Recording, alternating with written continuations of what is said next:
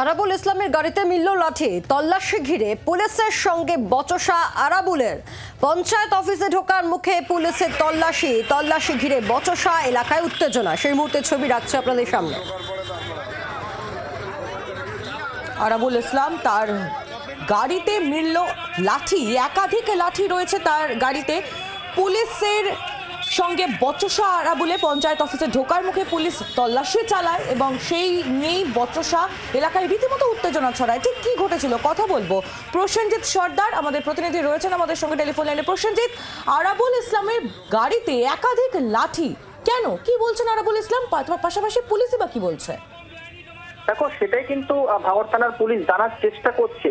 কারণ আজকের ভাঙড় টুয়ে যখন এই বিডিওর পঞ্চায়েত সমিতির অফিসে যখন আরাবুল ইসলাম দ্বিতীয় দিন আসে, সেই সময় কিন্তু বলা যেতে পারে পুলিশ একটা কড়া ব্যবস্থা নেয় এই বিডিওর অফিসের সামনে। সেখানে বিভিন্ন গাড়ি একরকম নাকা চেকিং করা হয়।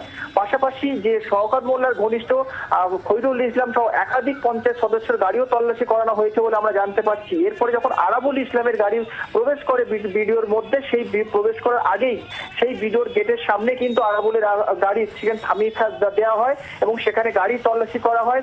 একরকম ভেতরে নিয়ে গিয়ে আবারও গাড়ি তল্লাশি করে পুলিশ এবং গাড়ির পিছনের দিকে থেকে পাওয়া যায় একাধিক লাঠি, যেটা দেখা যাচ্ছে যে কোদালের বাঁট আছে, উইকেট আছে, পাশাপাশি কিন্তু পাইপের কিছু টুকরো টুকরো লাঠির মতন কাটা জিনিসও কিন্তু পাওয়া যায়। কিন্তু এখানে প্রশ্ন যে কেন আরাবুল ইসলামের গাড়িতে এগুলো থাকবে, সেটাই কিন্তু পুলিশ জানার যেমন চেষ্টা করছে।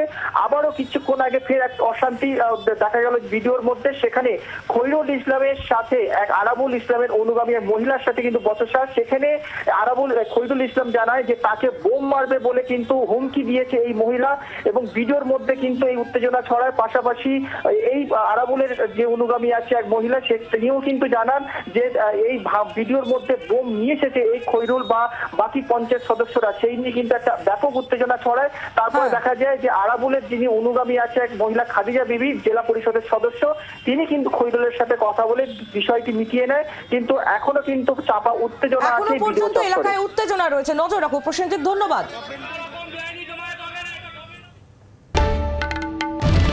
বাংলার আওয়াজ, বাঙালির আবেগ, জি 24 ঘন্টা।